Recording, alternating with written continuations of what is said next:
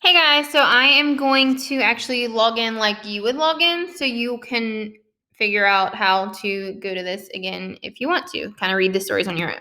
So when you log in, it should kind of have the view that's coming. All right, so when you log in, you should have this. So words to know is where if you need to review any of your vocab words, they are there. There is games on here. You have your to-do list. It's being slow today. Where I've kind of put things to kind of help you. Oh, well, never mind. I'm not in the class, so I don't have them. But your to-do list has work under it. And then I'm going to show you how to get to our story for today. So if you go to read, and we are going to read A Difficult Decision today, which is our short story that we usually read when we go over the skills. And then tomorrow we'll read our big story, which is a fun one.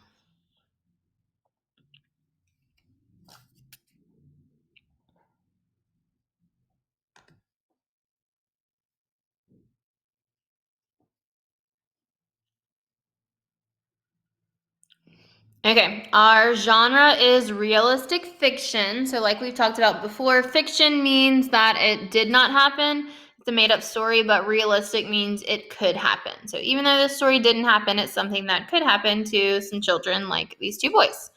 So, our question says, what do good citizens do? Read about a boy who chooses to be a good citizen. So, like we talked about yesterday, think back to social studies when we talked about citizens and people who belong to a country. You're a citizen of the United States. This is where you were born. So, we're going to talk about citizens this week. All right, I'll read it to you. My best friend Paul and I were excited to go to the park after school. The park had a new fort. The parks department let the kids choose what kind of equipment to build, and the fort got the most votes. After school, Mom and I met Paul and his dad at the park. Paul and I raced to the top of the tower. I win! I'm the champion! I shouted. Look, Paul, someone left the newest game master here. It's mine now. Paul raised his eyebrows and looked thoughtful. Wyatt, you cannot keep that game master, he said. You have a responsibility to return it. It is your duty. I asked, haven't you ever heard the saying, finders, keepers, losers, weepers? I have rights. I found it, so I am claiming it. So before we move on, let's kind of pause and talk about this. So we have two boys. We have Paul and we have Wyatt.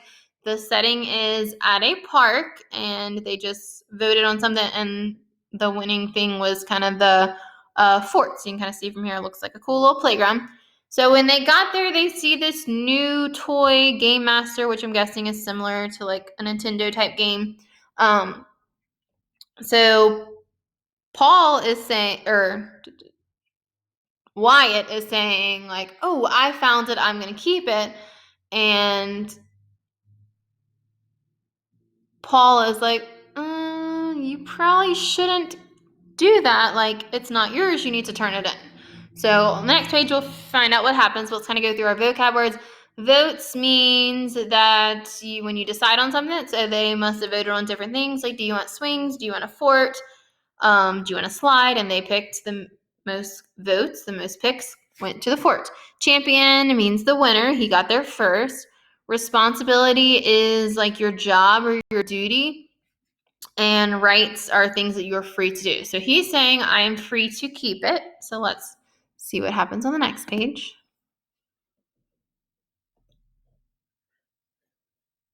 You can do whatever you want, Wyatt, but you know it's wrong to keep it, Paul said. Then he added, whenever there are issues like this at school, you're the one who helps solve the problems. Now you aren't taking your own advice. Then Paul added, I volunteered my thoughts. If you don't want to take the help I offered, there's nothing I can do. Paul was right. I couldn't keep the game because it wasn't mine. The person who lost it would be upset. I cleared my throat and said in my best deep voice, I've determined that you're right. I'm delighted you decided to do the right thing. We told my mother what happened. She walked around the park with us so we could try to find the owner of the game. Soon, we saw a boy and his mom looking for something. He looked hopeless and he burst into tears when we asked him if the game was his. Yes, he wailed. I lost my game master a little while ago. I should have been more careful. Afterward, Mom and I walked home. I was glad I returned the toy to the boy, so I made a promise to myself to always try to do the right thing. Now, that is a vow I can keep. So I'm going to kind of go through some vocab words and then we'll kind of talk about what happened. So issues are problems. So his friend's saying like, dude, when there's problems like this at school, you're the one who's helping solve them. So why aren't you doing the right thing now? Volunteer means you offer it. So he kind of told him his thoughts, like you can do whatever you want with the thoughts, but with what I say, but I'm going to offer my thoughts to you. Determines means kind of figured out. So he finally figured out that he's right. I know delighted is not a vocab word, but I'm delighted you decided. It's kind of another word for I'm happy. And then promise, another word for promise is a vow. So when it says vow, it's a promise. So you make sure you're going to do it. So he thought about keeping the game. His friend kind of talked him out of it, and they decided with their mother's help to go look for the boy. And they saw the boy crying. Think about it. It's an expensive toy. Everyone loves their technology. I'm sure y'all would be very upset if you lost yours too.